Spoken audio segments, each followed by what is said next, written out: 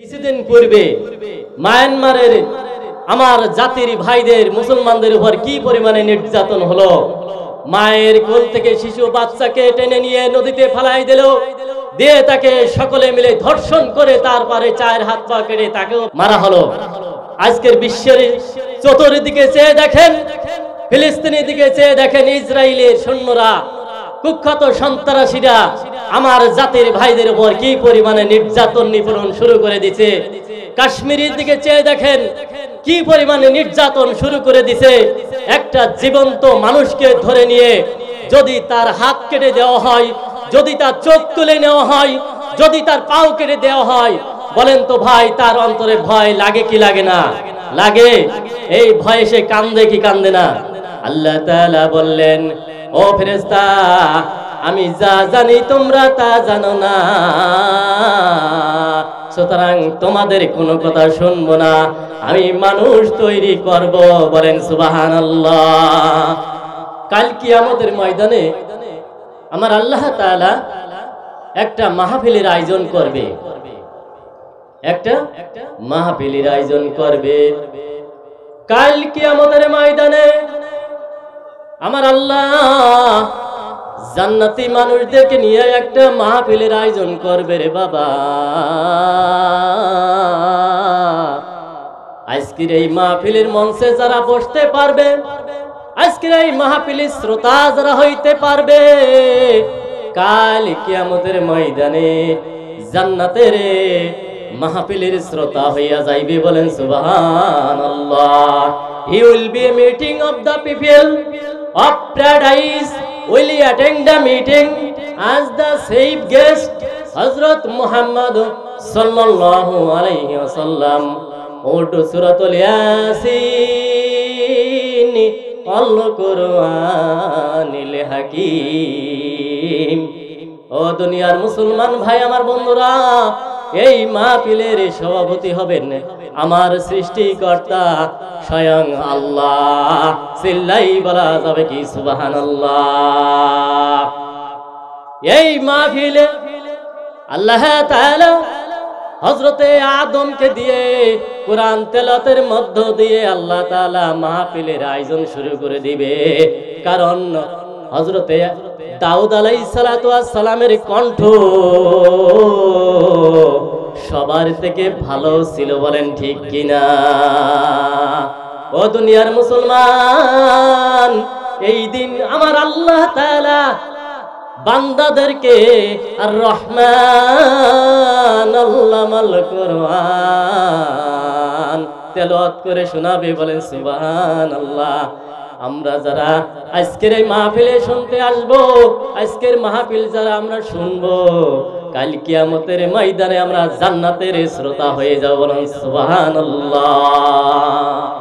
পর্দার অন্তরালে আমার মা বোনেরা, আমার মা বোনদের বিরুদ্ধে কোনো কথা বলা চলবে না, কারণ আমার মা সম্মানের জাতি। আমার আল্লাহ তাআলা সম্মান দান করেছেন, আমার রাসূলও সম্মান দান করেছেন। খেদমতে মা দরতে দরগুন খুব হোসান, তাকে বাসি দরদে আলমলে কোনাম। খেদমতে মা দরতে দরগুন ইখতিয়ার, তাকে বাসি দরদে আলম বখতিয়ার। আমার মা বোনদের বিরুদ্ধে কোনো কথা বলা চলবে না, কিন্তু আমার মা বোনদের কর্মের বিরুদ্ধে কিছু আলোচনা করা হবে। বলেন ঠিক কিনা? ফাকারনাহুম ফি বুয়ুতিকুন্না ওয়ালা তাবাররাজনা তাবাররুজাল জাহিলিয়াতিল উলা। পর্দা অবলম্বন করার দরকার আছে না নাই? আমার মা বোনেরা অনেকে পর্দা করে না। পর্দা না করলে কোন সাজা হবে সেটা আলোচনা করা হবে। স্বামীর খেদমত না করার কারণে কোন আযাব হবে সেইটাই আলোচনা করা হবে। শ্বশুর শাশুড়িকে খেদমত না করার কারণে, ঝগড়া করার কারণে যে আযাব হবে বন্ধু, সেই আযাবের কথা এখানে আলোচনা হয়। বলেন ঠিক কিনা?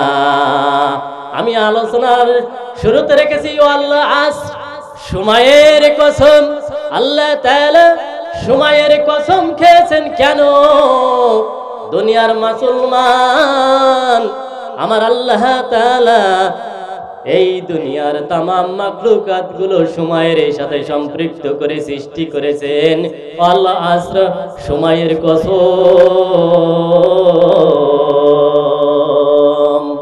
সময়ের কসম।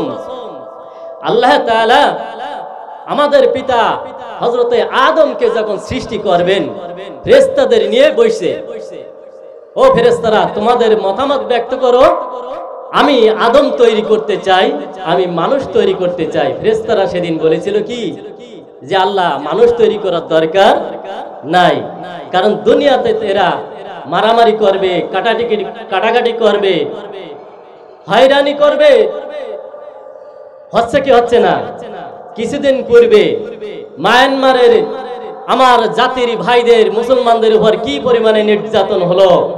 মায়ের কোল থেকে শিশু বাচ্চাকে টেনে নিয়ে নদীতে ফেলাই দিল, দিয়ে তাকে সকলে মিলে ধর্ষণ করে তারপরে চায়ের হাত পা কেটে তাকেও মারা হলো। আজকের বিশ্বের চতুর্দিকে চেয়ে দেখেন, ফিলিস্তিনের দিকে চেয়ে দেখেন, ইসরায়েলের সৈন্যরা, কুখ্যাত সন্ত্রাসীরা আমার জাতির ভাইদের উপর কি পরিমাণে নির্যাতন নিপীড়ন শুরু করে দিছে। কাশ্মীরের দিকে চেয়ে দেখেন কি পরিমাণে নির্যাতন শুরু করে দিছে। একটা জীবন্ত মানুষকে ধরে নিয়ে যদি তার হাত কেটে দেওয়া হয়, যদি তার চোখ তুলে নেওয়া হয়, যদি তার পাও কেটে দেওয়া হয়, বলেন তো ভাই, তার অন্তরে ভয় লাগে কি লাগে না? লাগে। এই ভয়ে সে কান্দে কি কান্দে না? আল্লাহ তাআলা বললেন, ও ফেরেশতা, আমি যা জানি তোমরা তা জানো না, সুতরাং তোমাদের কোনো কথা শুনবো না, আমি মানুষ তৈরি করব। বলেন সুবহানাল্লাহ। আল্লাহ তাআলা বললেন, ও জিবরাইল যাও, দুনিয়ার বুকে চলে যাও, দুনিয়া থেকে মাটি আনো, আমি আদম তৈরি করতে চাই। জিবরাইল দুনিয়ার বুকে চলে আসছে রে বাবা। দুনিয়া থেকে যখন মাটি উঠাইবে, দুনিয়া সেদিন ভয়ে কেঁদে অস্থির হয়ে গেছে। এই জমিন থেকে যখন মাটি উঠাইবে, তখন জমিন কেঁদে কেঁদে অস্থির হয়ে যাচ্ছে, কারণ জমিনের একটা ভয় ঢুকে গেছে। বলেন ঠিক কিনা? যে আমার বুক থেকে মাটি উঠাই নিবে। জিবরাইল আলাইহিস সালাতু ওয়াস সালাম জমিনের কান্না দেখিয়া এই জমিন থেকে মাটি না নিয়া আমার আল্লাহ দরবারে ফিরে চলে গেছে। আল্লাহ তাআলা বলে, ও জিবরাইল, মাটি কই? জিবরাইল বলে, আল্লাহ, আমি যখন মাটি নিব, জমিন কেঁদে কেঁদে অস্থির হয়ে যায়। আমি জিবরাইল, আমার অন্তরে দয়া লাগে, আমি জিবরাইল মাটি নিতে পারলাম না। আল্লাহ তাআলা বললেন, জিবরাইল, তুমি মাটি আনতে পারো নাই, তাহলে অন্য একটা ব্যবস্থা করতে হবে। আজরাইলকে ডাক দিলেন, আজরাইল, তুমি কি জমিন থেকে মাটি আনতে পারবা? আজরাইল এক বাক্যে খাড়া হয়ে গেলেন। এই দুনিয়ায় কিছু ঘাটতিরামি মানুষ আছে কি আছে না? কথা বলার সাথে সাথে খাড়া হয়ে যায়, হুকুম পালন করার জন্য তারা খাড়া হয়ে যায়। জায়েজ কি না জায়েজ তারা তার ধারেও কোনোদিন যায় না। জিবরাইল আলাইহিস সালাতু ওয়াস সালাম এক বাক্যে খাড়া হয়ে গেলেন, আল্লাহ, আমি যাইবো, মাটি আনবো। বলো, যাও। জমিন থেকে যখন হযরতে আজরাইল মাটি উঠাইবে, জমিন কেঁদে কেঁদে অস্থির হয়ে যায়। আজরাইল বলে, ও জমিন, কেঁদে কোনো লাভ নাই। আজরাইল কি বলে? ও জমিন, কেঁদে কোনো লাভ নাই,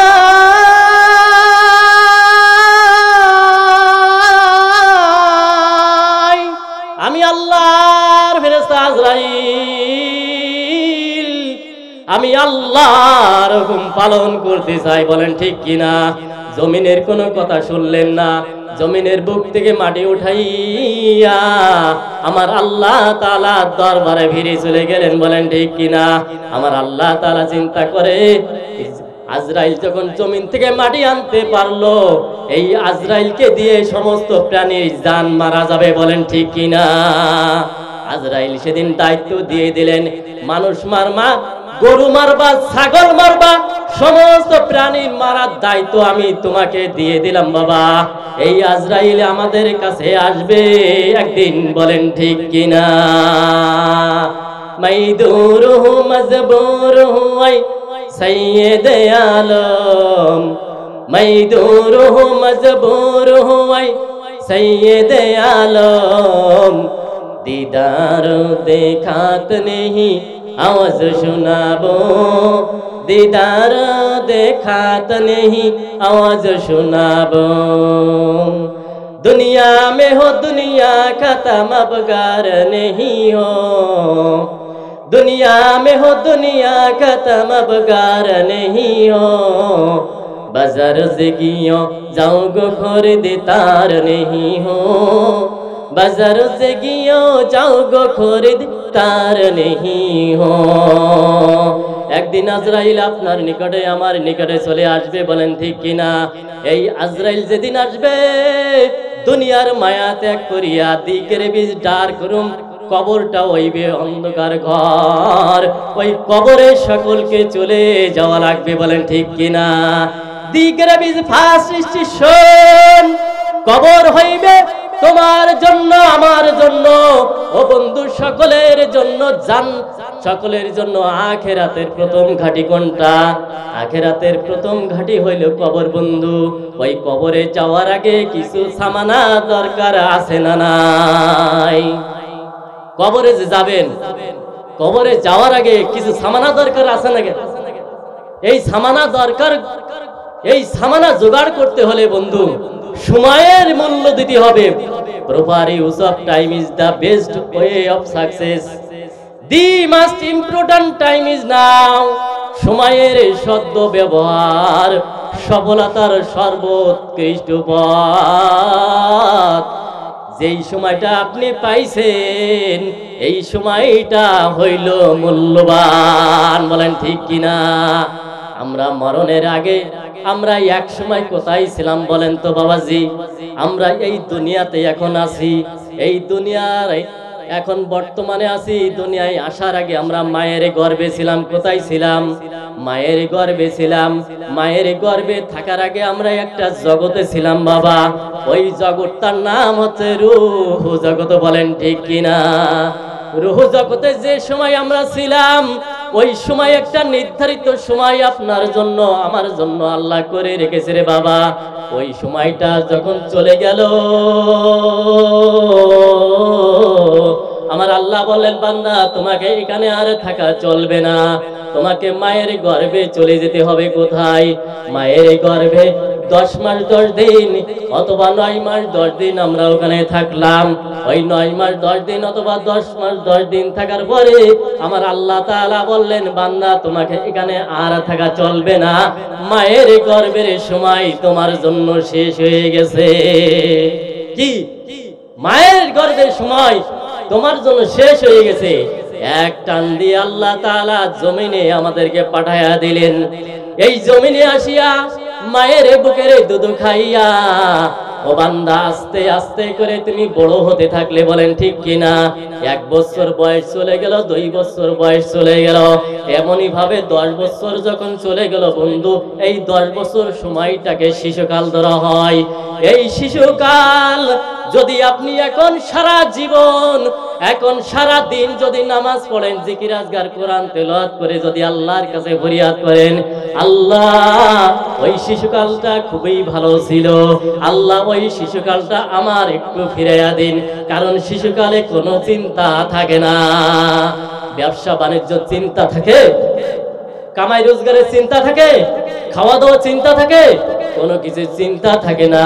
এই কালটা চলে গেল, এরপরে আসলো কৈশোর কাল, বলেন ঠিক কিনা? তারপরে আসলো যৌবন কাল, বলেন ঠিক কিনা? কাল কিয়ামতের ময়দানে আমার আল্লাহ তাআলা প্রত্যেকটা মানুষকে 5টা প্রশ্নের সম্মুখীন করাইয়া দাঁড় করাইয়া দিবে। প্রশ্ন কয়টা? প্রশ্ন হলো 5টা। On the day of resurrection, everyone will not have to answer 5 questions. কাল কিয়ামতের ময়দানে আমার আল্লাহ তাআলা 5টি প্রশ্নের সম্মুখীন করাইয়া বন্ধু দাঁড় করাইয়া দিবে। Number is 1, which way did you spend your life? তোমার যে হায়াতের জিন্দেগি আমি আল্লাহ দান করেছিলাম বন্ধু, কোন পথে ব্যয় করেছো? আমরা জন্ম থেকে মৃত্যু পর্যন্ত একটা হায়াতের জিন্দেগি পাইছি, বলেন ঠিক কিনা? এই হায়াতের জিন্দেগি বন্ধু কোন পথে ব্যয় করেছো? জবাব কার কাছে দিতে হবে? আল্লাহ তাআলার কাছে জবাব দিতে হবে বন্ধু। তাহলে সময়ের মূল্য দেওয়ার দরকার আছে না নাই? আমাদের একদিন মরণ হবে রে বাবা। ওই রূহ জগৎ শেষ হয়ে গেল, রূহ জগতের সময় আমাদের ধার্য করা ছিল, মায়ের গর্ভের সময় শেষ হয়ে গেল, সেটাও বাতিল হয়ে গেল। এই দুনিয়ায় আসলাম, এই দুনিয়ায় কিছুদিন থাকার পরে মালাকুল মউত আজরাইল হাজির হয়ে যাবে, বলেন ঠিক কিনা? মালাকুল মউত যখন হাজির হয়ে যাবে বন্ধু, তোমার দুনিয়ার সমস্ত সওয়াব ফুরাইয়া যাবে, হায়াত শেষ হয়ে যাবে, তোমাকে কবরে চলে যেতে হবে বন্ধু। এই দুনিয়ায় সময়ের মূল্য না দেওয়ার কারণে ওই কবরে তুমি শান্তি পাবে না, বলেন ঠিক কিনা? শান্তি পাবে? কবরে শান্তি পাওয়া যাবে না, হাসরেও শান্তি পাওয়া যাবে না, মিজানেও শান্তি পাওয়া যাবে না, পুলসারেও শান্তি পাওয়া যাবে না। জান্নাতে যাবেন কি করে? কারণ সময়ের মূল্য আপনি দুনিয়াতে দেন নাই। যারা সময়ের মূল্য দিয়েছে, পরিশ্রম সৌভাগ্যের প্রতিশ্রুতি, বলেন ঠিক কিনা? পরিশ্রম করলে সৌভাগ্য অনিবার্য। সুতরাং সময়ের মূল্য যারা দিবে, যারা নামাজ আদায় করবে, যারা মাহে রমজানের রোজা রাখবে, যারা পর্দা করবে, যারা ইমানদার হইবে, যারা কোরআন তেলাওয়াত করবে, এরাই সময়ের মূল্য দিয়ে আল্লাহ তাআলা জান্নাত কামাই করে কবরে যাইবে, বলেন ঠিক কিনা? ও দুনিয়ার মুসলমান, আমরা যখন জন্মগ্রহণ করেছি বাবা, জন্মগ্রহণ করার পরে আমরা মৃত্যুর দিকে ধাবিত হয়েছি। মাঝি যখন নৌকা ছেড়ে দেয়, ওই মাঝি কিন্তু এক সময় বাইতে বাইতে তার গন্তব্যস্থলে পৌঁছায় যায়। মায়ের গর্ভ থেকে আমরা জন্মগ্রহণ করে বাবা, প্রতিনিয়ত আমরা কবরের দিকে চলে যাইতেছি। কারোর 1 বছর সময় বাকি আছে, কারোর 5 বছর সময় বাকি আছে, কারোর 1 দিন বাকি আছে, বলেন ঠিক কিনা? ও বন্ধু, ওই কবরে তুমি কি সামানা নিয়া জোগাড় হইলা? এই জন্য আল্লাহ তাআলা বলেন, ওয়ারাতিলিল কুরআনা তারতিলা, কোরআন তেলাওয়াত করো, কোরআন তেলাওয়াত করো, কোরআন প্রেমিক হয়ে যাও। কোরআনের মহব্বতে ভালোবাসে, কোরআন প্রেমিক মানুষদেরকে তোমরা ভালোবাসো, বলেন ঠিক কিনা? ও দুনিয়ার মুসলমান, একজন মানুষ যখন মারা যাবে, মারা যাওয়ার পরে তার সমস্ত আমলের দরজাগুলো বন্ধ হয়ে যাবে রে বাবা। ওই কবরে সঙ্গের সাথী হয়ে কেউ যাবে না, বলেন ঠিক কিনা? বন্ধু, তুমি যদি কোরআন তেলাওয়াতকারী হও, কোরআন প্রেমিক যদি হও, একটা ছোট্ট ঘটনা বলে দেব রে ভাই, আপনাদের যদি ধৈর্য থাকে ইনশাআল্লাহ। ও দুনিয়ার মুসলমান ভাই আমার বন্ধুরা, মানুষ যখন মারা যায়, সে যদি কোরআন প্রেমিক হয়ে থাকে, সে যদি কোরআনের মহব্বতে ভালোবেসে, যদি কোরআন মানুষ প্রেমিক সবাইকে যদি ভালোবাসে, তাহলে ওই মানুষটা মারা যাওয়ার পরে ফেরেশতারা কবরে আসবে, বলেন ঠিক কিনা? মান রাব্বুকা আমান দিনুকা আমান নবিয়ুকা, বলেন সুবহানাল্লাহ। ফেরেশতারা প্রশ্ন করবে কয়টা? 3টা প্রশ্ন করার জন্য যখন ফেরেশতারা আপনার কবরে চলে আসবে রে বাবা, এই দুনিয়ায় কোরআন পড়ার কারণে, কোরআন হেফাজত করার কারণে, কোরআনের কথা শোনার কারণে, কোরআন প্রেমিক হওয়ার কারণে কোরআন তোমার সঙ্গের সাথী হয়ে কবরে যাবে, বলেন সুবহানাল্লাহ। মন পাখি তুই ডানা মিলে উড়ালো দিলি কই, মন পাখি তুই ডানা মিলে উড়ালো দিলি কই, বাঁচারা সব কান্দে সবাই ফিরে দেখলি কই মন পাখি তুই ডানা মিলে উড়ালো দিলি কই সবার মায়া ছেড়ে রে তুই অচিনি কোন দেশেতে একা একা বাদলি বাসা আপন জনকে ভুলে ওরে সন্তানের ওই ভালোবাসা হারিয়ে গেল কই ওরে সন্তানের ওই ভালোবাসা হারিয়ে গেল কই যখন মরণ হয়ে যাবে বন্ধু ঘর থেকে বাহির করিয়া মসজিদের কাজের উপরে রেখে দেবে রে বাবা ওই সন্তান তোমার খাট ধরিয়া কানবে তোমার স্ত্রী ঘরে বসে বসে কানবে মা কানবে কিন্তু সঙ্গের সাথী হয়ে বন্ধু কেউ কবরে যাবে না যাবে সে কেউ কবরে যাবে না ও বন্ধু একটু কোরআনের মহব্বতে ভালোবাসায় যদি জীবনটা পরিচালনা করতে পারো রে বাবা এই কোরআন সঙ্গের সাথী হয়ে তোমার সাথে কবরে থাকবে ফেরেশতারা যখন মাথার দিক দিয়া প্রশ্ন করার জন্য আপনার কাছে আসতে থাকবে একজন যুবক ছেলে সামনে যে দাঁড়াবে বলেন সুবহানাল্লাহ এরপরে যখন ডানের দিক দিয়ে আসবে বন্ধু ওই যুবক ছেলে ডানে যে দাঁড়াবে তারপরে যখন বায়ে যাবে বায়ে যে দাঁড়াবে বন্ধু এরপরে যখন পায়ের দিক দিয়ে আসতে থাকবে এই যুবক ছেলেটি পায়ের কাছে যে দাঁড়াবে বলেন সুবহানাল্লাহ ওই ফেরেশতারা জিজ্ঞাসা করবে হু আর ইউ তুমি কে ওই যুবক ছেলে সাথে সাথে উত্তর দিয়ে দিবে আই অ্যাম দা হোলি কোরআন একটু চিল্লাই বলা যাবে কি সুবহানাল্লাহ একটু জোরে বলেন না সুবহানাল্লাহ আল্লাহ পাকের বান্দা এই কোরআন সেদিন সঙ্গের সাথী হয়ে বলবে ও ফেরেশতারা আমার বন্ধুর ঘুম ভাঙাতে দেব না কারণ আমার বন্ধু আমাকে হেফাজত করেছে আমার বন্ধু আমাকে তেলাওয়াত করেছে আমার বন্ধু আমার প্রেমিক ছিল আজ কবরে এসেছে কিয়ামত পর্যন্ত নাকে সরিষা তেল দিয়ে ঘুমাইবে আরামে ঘুমায়ে থাকবে আমি তার ঘুম ভাঙাতে দেব না সমস্ত প্রশ্নের জবাব আমি পবিত্র আল কোরআন দিয়ে দেব বলেন সুবহানাল্লাহ সেই আল কোরআন মোতাবেক জীবন পরিচালনা করব তো ইনশাআল্লাহ সকলেই মানবেন সকলে মানবেন তো ইনশাআল্লাহ আল্লাহ পাক সকলকে মানা তৌফিক দিয়া দেন আলহামদুলিল্লাহি রাব্বিল আলামিন ওয়াসসালাতু ওয়াসসালামু আলা সাইয়্যিদিল আম্বিয়া ওয়াল মুরসালিন